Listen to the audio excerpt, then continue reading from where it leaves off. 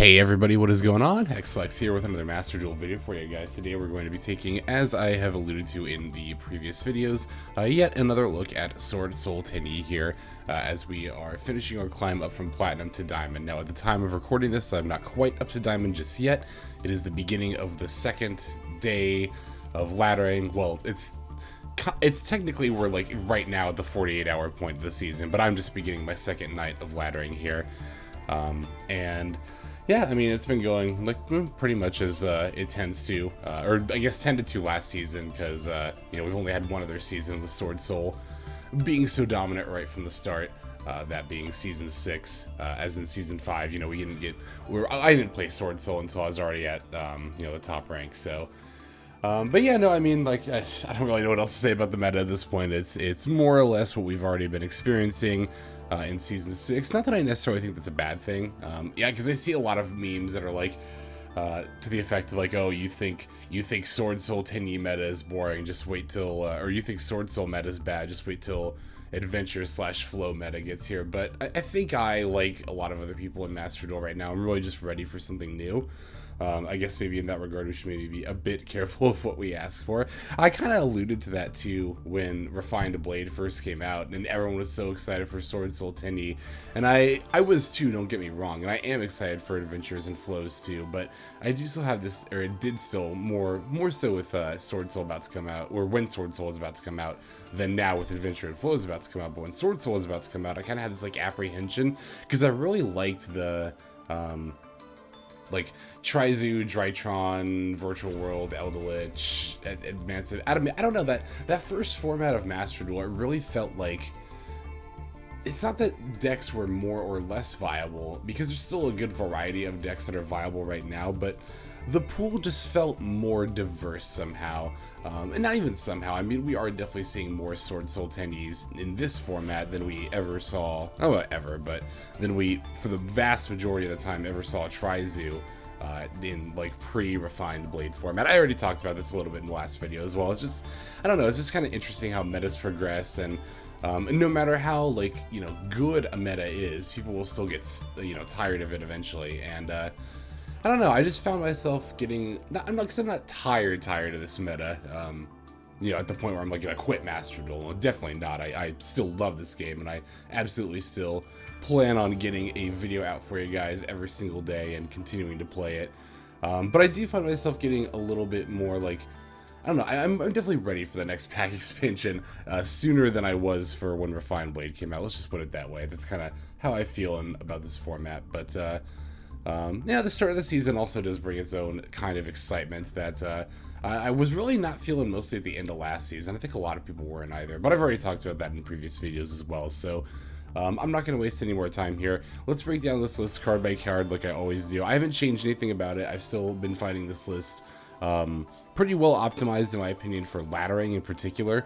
Again, once you actually get to like upper rank, so you don't lose rank anymore, whether that be at Diamond 5 where you want to stop, or Diamond 1, or wherever, you know, and then you can kind of experiment a bit more with your builds. But if you're just looking for a solid Swordsoul Tenyi build for laddering that's consistent, I am very much, you know, a fan of this build. I guess it's easy for me to say that, of course, it's my build, but I mean, it's build 2.2. This build went through a lot of iterations before we landed on it, so and those iterations were tested mostly through actually climbing on ladder, as opposed to just like, you know, messing around in Diamond 1, where the games aren't taken quite as seriously a lot of the time. But anyway, like I said, let's go ahead and just go through this list card by card here. We have 1 Effect Failure, 1 Deskbot 001, 3 Tenyi Spirit Adhara, 3 Maxx, 3 Ash Blossom and Joyous Spring, 3 Swordsoul of Mo Ye, 1 Swordsoul of Taia, 1 Incredible Ecclesia, the Virtuous, 3 Swordsoul Strategist Longyuan, 1 Tenyi Spirit Vishuda, 3 Tenyi Spirit Ashuna, 1 Nibiru the Primal Being, 1 Archnemesis Protos, 2 Vessel for the Dragon Cycle, 3 Swordsoul Emergence, 2 Call by the Grave, 3 Crossout Exterminator, 2 Infinite Impermanence, and then a Swordsoul Blackout.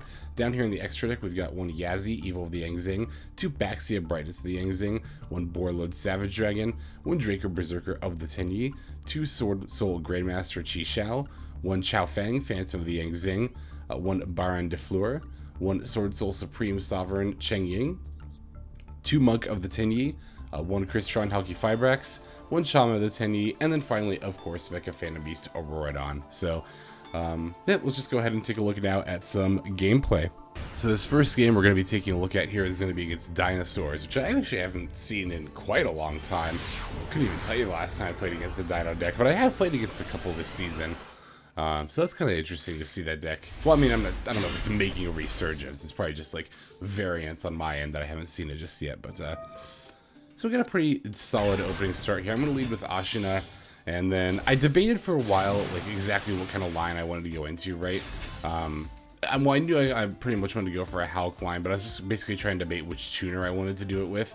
There's definitely an argument to save Ecclesia for, like, a backup play on the next turn, but I ultimately decided that it was probably a little bit better just to have the hand traps in hand, since I didn't really have many other forms of disruption.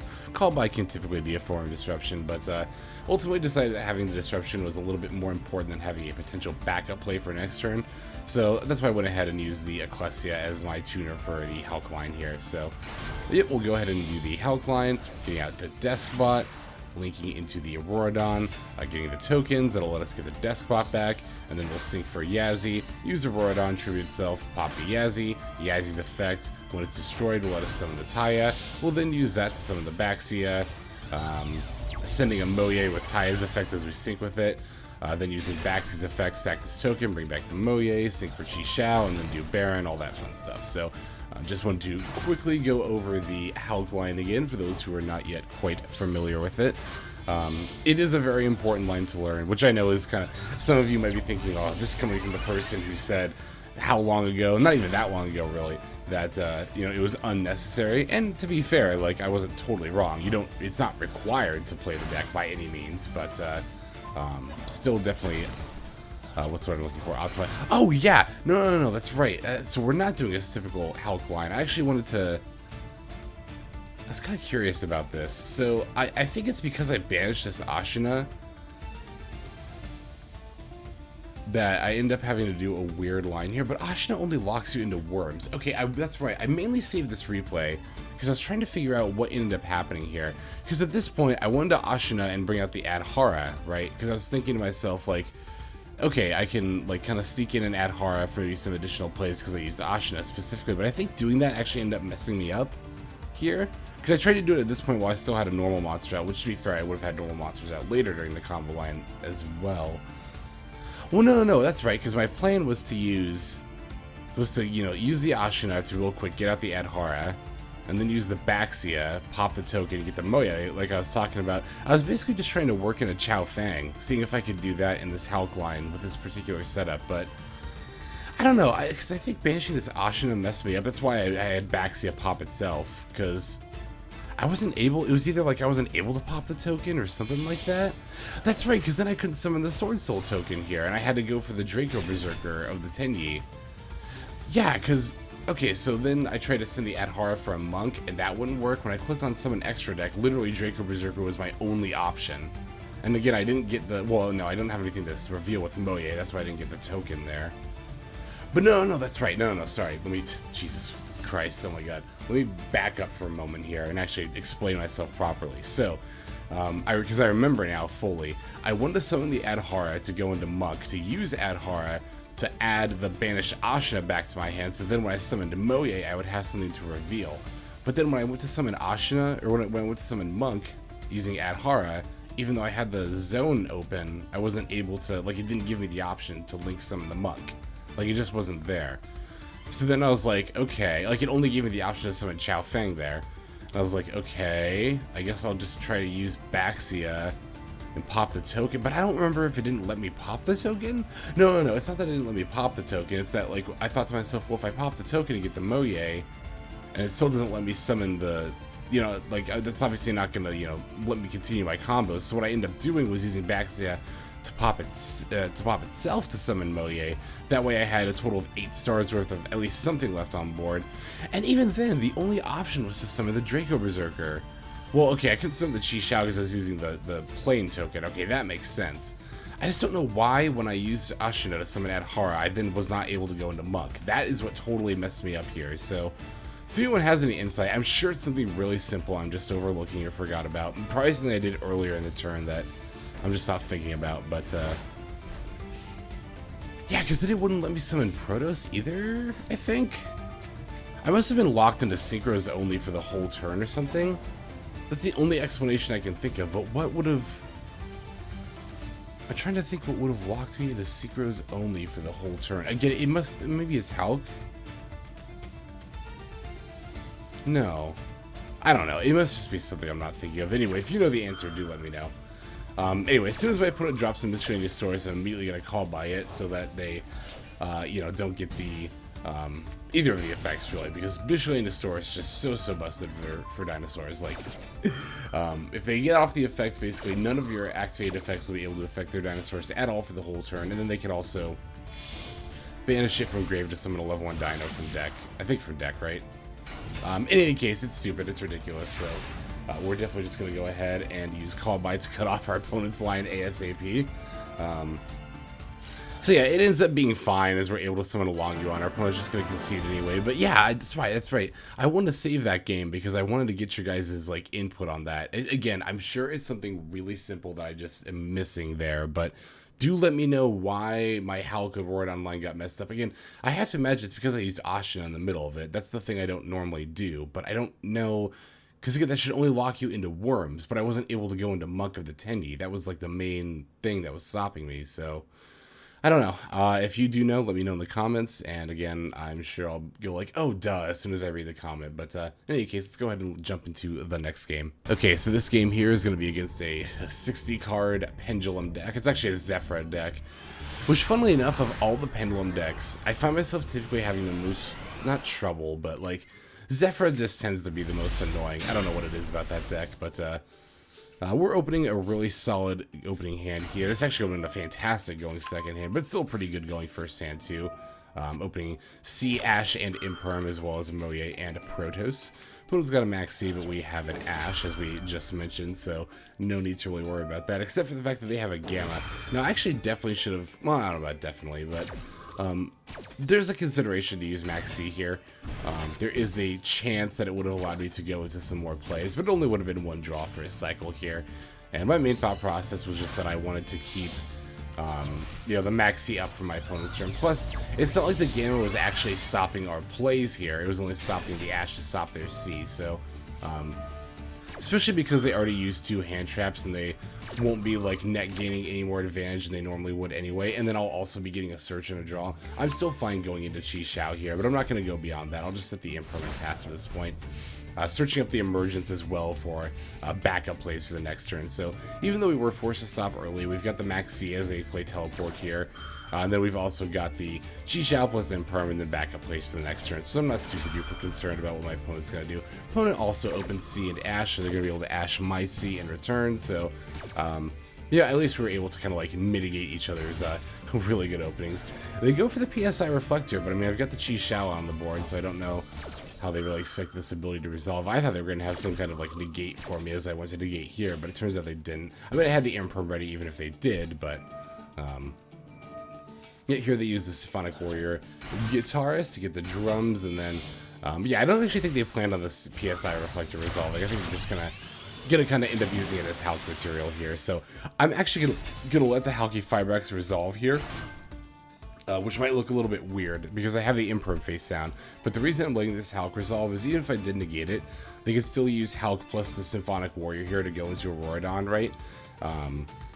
Because, you know, obviously this is a machine, and given that my opponent is playing a 60-card deck, I'm just thinking to myself, like, there's no way they're not playing, like, an O-line, if not 2, in their deck. So even if I negate the Halqifibrax, they'll still be able to go into Auroradon. They can still probably use the ability to summon an O-line and continue their combos from there, right?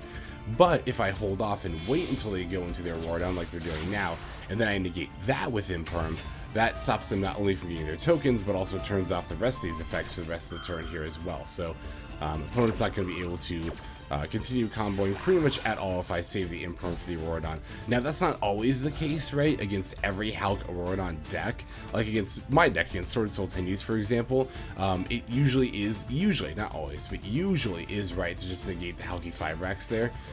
Because if you negate the Halqifibrax, then you're very likely to be able to deal with it on the next turn. Then the Auroradon is just dead in the extra deck. Plus, it's not uncommon. Well, I should say it's not rare, but it is uncommon. But occasionally, or rather, I need to figure out how I'm going to phrase the sentence. Most of the time, Swordsoul Tenyi does not run O-Lion. The vast majority of the time. It's not totally rare, but uncommon that you will see the deck occasionally play O-Lion. But I don't think it's worth it to play the extra guard just to have extra lines if your specific combo line happens to get interrupted at a specific point. I just don't think that's worth it, so. But anyway, yeah, so since we negated their Auroradon, they're just forced to go into an Axis code here. I was a little bit anxious because, like, oh man, it's not that much more damage than they have lethal, but nope, they're not able to summon anything else, as they only have one Pendulum Scale and then just one random card in their hand. So they're going to smack us for 53, but it's not lethal, so I'm not really worried about it at all. They set their last card as a back row, but given that it's Pendulum, I know they tend not to play too many, even at 60 cards, tend not to play too many, like, disruptive cards. All the same, though, we will still be safe about this. I'm going to leave with the Vishuda, go into the Monk, and then use the Vishuda to bounce the back row. Since the Axis code doesn't have any quick effects during their turn, and I have plenty of other means to deal with it, like this Protos in my hand that I'm actually about to use right now to deal with it, yeah, we can just get rid of the back row just to play things safe. Now I can use Emergence at the Mo Ye, and now I've got Mo Ye plus Longyuan, so that's going to be enough to get Chi plus Baronne out, which obviously with the Monk and the Protos is going to be more than enough to secure enough damage for lethal. So, nice. Alright, let's go ahead and take a look at the next game here. So this game is going to be against Danger Kaiju, which always seems to kind of come out in force when it's time for ranked, which is an interesting deck. I'd be curious about playing it if it didn't cost like 10 more ultra rares on top of what I've already got. This variant is a little bit different than others I've seen. This one's actually playing Deep Sea Divas in order to have the option to go into synchros, particularly like level 10s with the you know, abundant level 8 synchros, so they can go into Baron and Chenging as well. Definitely an interesting tech choice.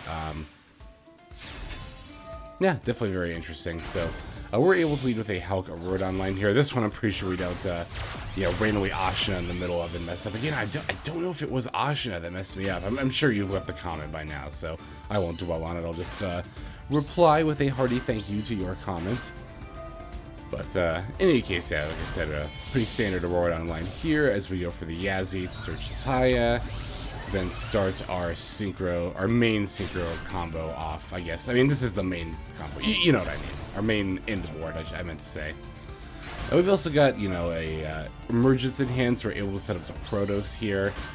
We got an Ash for, you know, interruption, and then a Taia for potential backup plays, / revealing / discarding for, you know, Mo Ye and Longyuan and the like.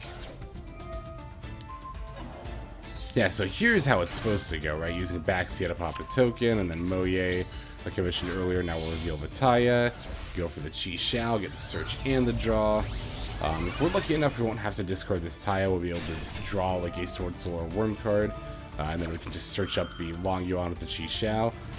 Or if we get exceptionally lucky, we could just draw Longyuan and then search up the Blackout, but nope, not quite that lucky. So we did get the Ashuna though, so we can save the Taia for potential plays next turn. Yep, like I mentioned, just going into Baronne de Fluer here, and now that you know, we got synchros on board and we've got more than enough types or attributes rather in graveyard, we can search up the Protos and pretty easily summon that, walking out Darks. I have been getting into the habit lately, and I've seen a ton of comments about this for quite a while now, but leaving the Auroradon in the graveyard for potential Borreload plays, since we are using Borreload a little bit more liberally this season. Well, basically ever since I kind of like not accidentally, well, it was accidental. I'm sure somebody left a comment describing this line at some point that I just like happened to look over, or that I read and then totally forgot. But if you actually have Adhara plus Mo Ye, and this thing to reveal off Mo Ye, you don't have to end on Chi plus Baron. You can actually end on Borreload plus Baron. And then usually you can set up a Blackout in the middle of that too, or at least in my experience I've been able to. So leaving that, you know, link 3 in the graveyard for Borreload to suck up is definitely the best option. So if you're not playing Borreload, then yeah, you can just banish your Auroradon and you know, just all the non-worm cards. Oh, here's our opponent doing Diva stuff, by the way. I definitely wanted to Ash that Diva so that way they didn't get 2 level 10 synchros, because could you imagine trying to deal with you know, Baron plus Chenging here? That would definitely be bad and not good. But oh, and then you might be wondering, like, wait, didn't your opponent have a Or didn't they have like an OTK setup with like the number 100? Why didn't they go into that? I remember Protos calling Dark. The Dragulon that summons the number 100 from the extra deck is Dark, so they weren't able to summon that. So definitely glad I called Dark here for sure. No, what was I saying? Something about... Oh, right, the line. Yeah, just you want to leave a Rodon in graveyard for Borreload. If you're playing Borreload, that's a bad habit of mine, was to banish it, because I wasn't, I was still used to like not going into Borreload that much, but yeah, if you're playing Borreload, leave a Rodon in grave when you're banishing for Protos. If not, you can just banish all your machines. That's the gist of what I was getting at. So I'm going to start by using Protos to call Wind here to force the Baronne negate, because I'm pretty sure I can find lethal without too much trouble here.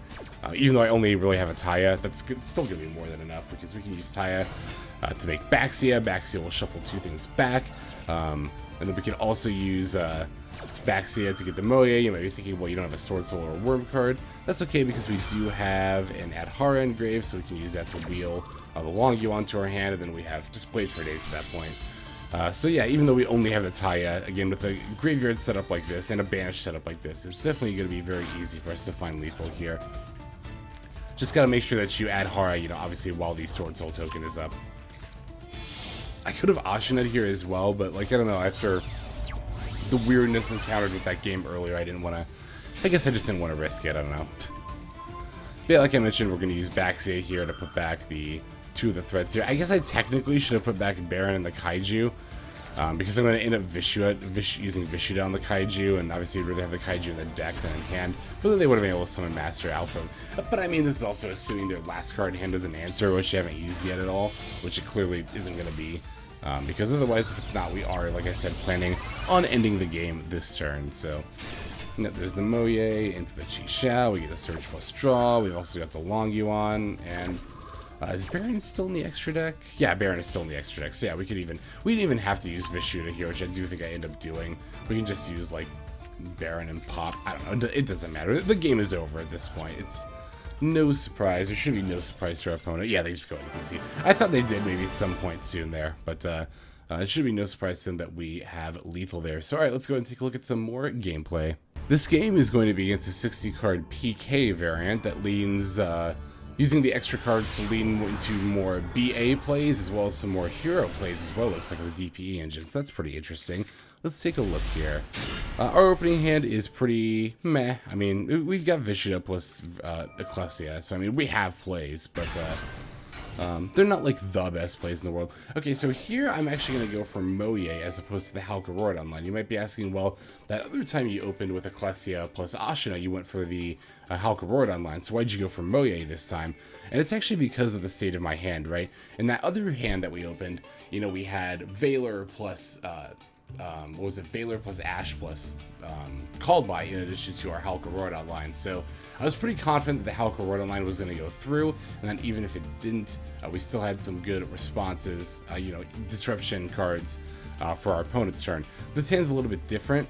We've got like pretty much the Maxi, one of the Maxis I should say, is like the real only live disruption card, because obviously you can't use 2 during the same turn. And then the other Vishuda isn't live because, again, obviously you can really only use each of Vishuda's effects once per turn. So because our hand was looking a little bit more dead, I wanted to make our hand overall a little bit more stronger. I'm prioritizing that over the board at this point. So that's why I'm going for Mo Ye here, instead of setting up a Halqifibrax line like I did last time. Is to use the Search and the Draw earlier to make our hand stronger a little bit more quickly, as opposed to the Halqifibrax line, which is, with this hand, is a little bit riskier. Just a little bit. It's not by much, but it's still enough that it's going to influence the play that I decide to make here. So, fortunately, our opponent does not have a response, so we're able to get the Chi Xiao summoned, and then the Search and the Draw off. And you can see that's already going to vastly improve our hand with the Adhara there for next turn. So, now, next turn, even if things go south, and our whole board is wiped, we can still special on Adhara and normal on Maxx, and then go for the Halqifibrax line. So, yeah, Halqifibrax is just such a powerful combination for, I think, that exact purpose, right? It's pretty easy to go into. So not only is it easy to pivot into on turn 1 if you need to, but then later in the game, if you need to like have a backup plan, it's typically not hard for that backup plan to just be your Halqifibrax line if you haven't used that already. So Now, fortunately here, in a 7-card hand, my opponent doesn't have anything. Well, I guess a 60-card deck, so... Excuse me, in any case, my main point is that they thankfully did not have a counter for Maxx C there, so... they are going to be under Maxx C for the duration of this turn. Now, here's what I was wondering, like, okay, wait, is this a pure BA deck? I haven't seen one of these in forever, and then I looked over and I was like, oh, they're... Well, actually, I don't think they are playing 60 cards. It actually looks like they're playing... 1, 6... plus 4, plus 40, so they're playing 50, not 60. Okay, that's definitely very interesting. But, well, I saw they were playing more than 40, like, significantly more than 40 cards. I was like, okay, you could still be Phantom Knights, just not with, or rather just with some extra options because they're playing well above 40 cards here. So, yeah, they do use the, they do actually get to make pretty good use of their extra BAs, though, forcing my Baron and Shishao negates really early on. But they are still under Maxx C, so... Not that I fault my opponent for playing into Maxx C here, mind you. I do think it's probably correct, given their hand. I don't think it's correct to use the, what is this? Shade, not Shade Brigandine. No, this is Shade Brigandine, right? No, Stained Greaves, that's right. Shade Brigandine is a trap card, but, yeah, no, I do think it's a... I don't think they should have summoned this quite so early. I think they should have waited until they were actually flipping up the Shade Brigandine to summon the Stained Greaves, but, all the same, it's not gonna, you know, they'll still resolve either way because they have the cross out, so. Which I'm kind of interested why they didn't cross out my Maxx C if they had it, now that I think about it. I didn't think about that until just now. That definitely would have been the right call. I don't know, did they, hang on a second, let me see something. Did they draw cards at some point during this turn? They must have drawn it off of the Tsukunoko. I was gonna say, there's no way you wouldn't cross out the Maxx C. So they had to have drawn it off of Tsukunoko's effect. Gotcha. Okay, that makes sense. But, yeah, so here they're going to go for the Arc Rebellion to attempt to OTK. Now, you might have noticed that I did manage to draw Nibiru during my Maxx C draws, so I've said this many times, and I'll say it again here.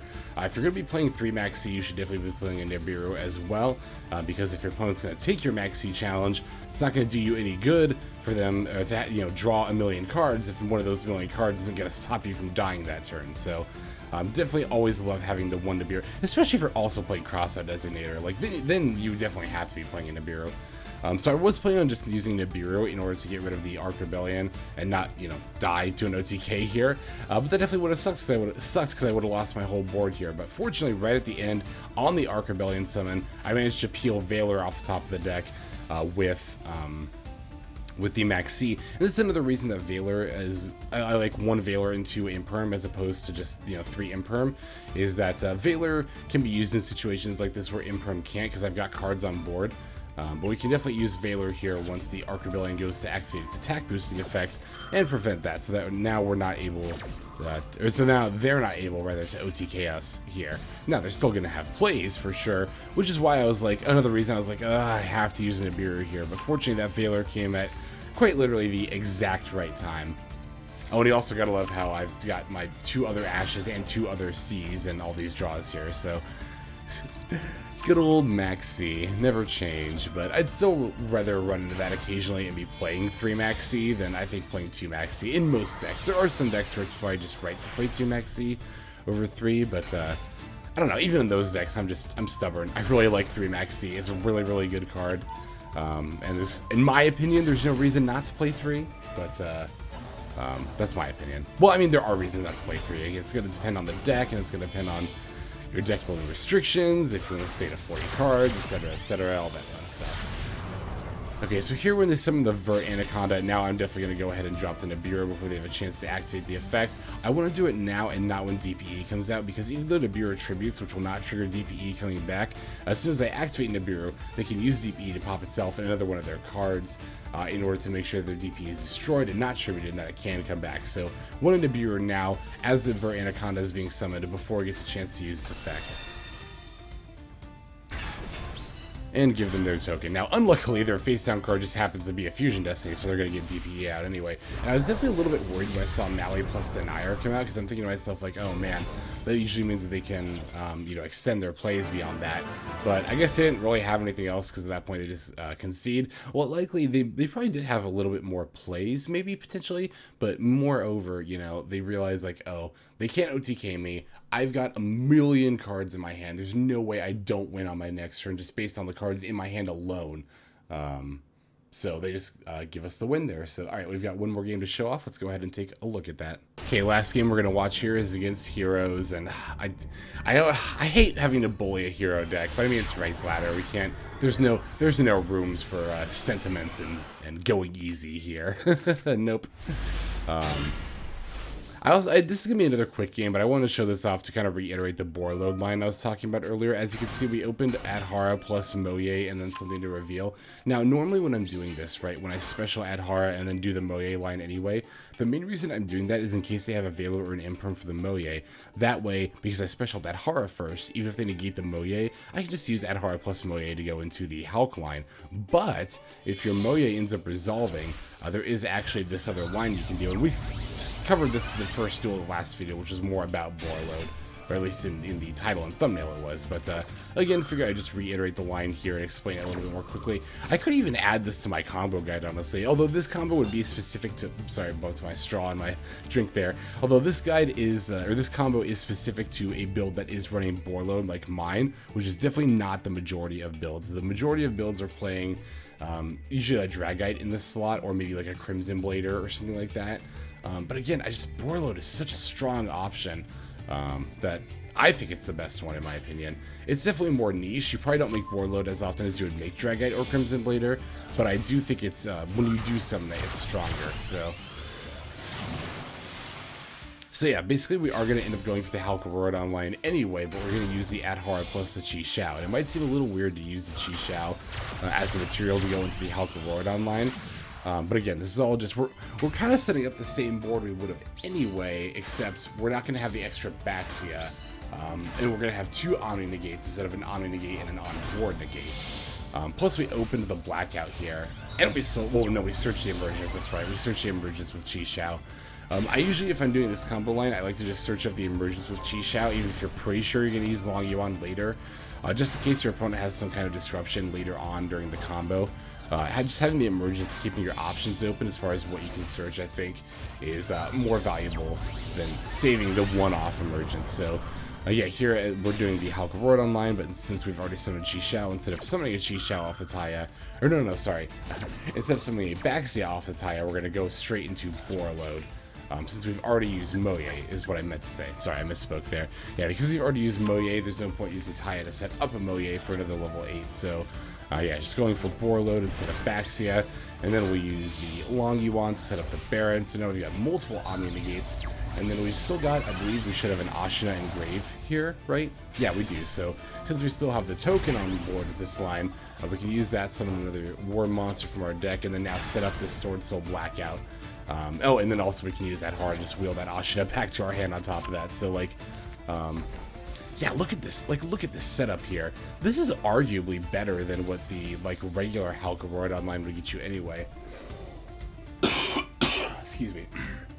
I'm trying to think, with our particular setup with the Halqifibrax online, it would have just been standard, right? We would have ended on Chi Shao plus Baxia plus Borreload. And we would have had the Blackout too, because we opened with that. But here, instead of that, we end with Baron plus Borreload, and then a Vishuda instead of a Baxia. But for just having a, you know, wall of a defense monster that's also a war monster, Vishuda and Baxia are kind of interchangeable here. And then we still got an Ashuna called by as well for additional disruption, and an Ashuna for plays next turn. Like, I'm really starting to fall in love with this kind of setup here, and it's making me definitely more glad that I kept a Borreload in my deck here. So then here, yeah, our opponent reveals themselves as a hero deck. They've even got the Royal Finish Hero Lives, which looks so pretty. I'm so sorry, opponent. I really like your deck, and I don't want to bully you, but again, it's ranked ladder. There's no room for feelings or emotions or mercy here. Opponent does send one more card than they have to with the droplet. Like, they could have just sent the A Hero Lives and what was the other card they sent from hand? Oh, Mali. Yeah, if they just sent A Hero Lives and Mali, they could have just negated Borreload and Baron. There was no need to negate Vishuda there. But they just sent an extra droplet, so it's not like it would have been a live card for them anyway. As soon as the Chain Link resolves, then I'm going to go ahead and use Call By to flip up there and banish the Mali to prevent pretty much any kind of plays they might have. And that's why the opponent conceded there. That kind of went kind of quickly at the end there, but I do want to stop and point that out too, that yeah, as soon as the Chain Link resolved, because I saw they sent Mali with the droplet, so then I switched from auto to on, so that way I would get a prompt to activate something when the Chain Link resolved, as opposed to when the next Chain Link started, when my opponent went to activate an effect. Because Mali banishes itself for cost, I wanted to make sure that I got the Call By in to get it out of the grave so that it couldn't be used. So we did manage to do that and secure the win. So, all right, that's going to be it for the games. Let's go ahead and move on now to the outro. Okay, everybody, thank you very much for watching these games that led up to Diamond here. Again, I'm not actually at Diamond. I'm very close, but not actually at Diamond at the time that I'm recording this. But by the time this video comes out, I definitely will be. So my current plan, I shouldn't talk about my plan of like what videos are going to come out in what order, because I always end up flapping? That's a mix between flipping and flopping, I think. I always end up flip-flopping like the order of videos around, so then when I talk about the order of videos are going to come out in a video, it always ends up being wrong, but I guess this is the end of the video, so I'll just talk about it here anyway. My plan right now is to have a viewer special come out after this, and then we'll see some gameplay in Diamond, and then after, you know, a few videos of that, then it'll probably be time for the next packs to come out, so then we'll do an opening, talk about new archetypes, and then just delve straight into those. So, but of course I could be wrong, and I don't know, because Master Duel never announces when stuff is going to come out until like a week before it comes out. This way I wish they would do 2-week announcements. Like, it would be so much more convenient for planning, right? But, what can you do? In any case, thank you very much for watching to the very end of the video like this. I greatly appreciate that. It is an excellent way to support the channel, as are commenting and subscribing, which I also very much appreciative those of you who are doing that. Especially comments, like I love interacting with you guys, and you guys always leave such good positive feedback. Not just positive, because, you know, there is definitely something to be said for constructive criticism, and you guys are pretty good about offering criticism that is constructive and that is actionable and helpful. So thank you very much for that, as always. I could not and would not do this without your guys' support, so I just can never ever thank you enough for that. That's why I do it at the end of every video. And if I was not interested in or rather, if I was oh my god, English is so hard sometimes. I would do it the whole video if it wouldn't get annoying. That's the main gist of what I was getting at. But I'm losing my words and talking in circles. That's a pretty good point that I should stop. So without further ado, this is Maxx, signing out. Hope you guys have a fantastic day.